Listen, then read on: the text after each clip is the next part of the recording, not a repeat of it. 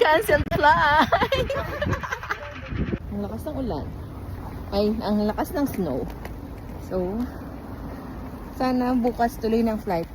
Sobrang, I'm not sure, sobrang lakas ng snow ngayon. I'm not sure kailan matutuloy itong anong to. Yung flight. Baka hindi pa bukas eh. Well, we'll see.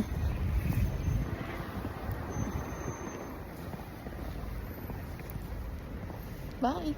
On the way to the supermarket to buy food. Canceled ang flight. So, nag-rent kami ng Airbnb. Sama-sama kaming 5. Nandito kami sa city. Sa may Suzuki no area. And, yan, powder yung ano. Yung snow. Sobrang lakas kasi ng snow kanina pa eh.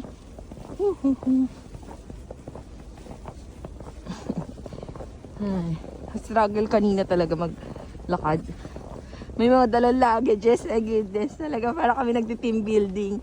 Para kaming physical Asia kanina. Ay, hopefully gumanda na ang weather tomorrow.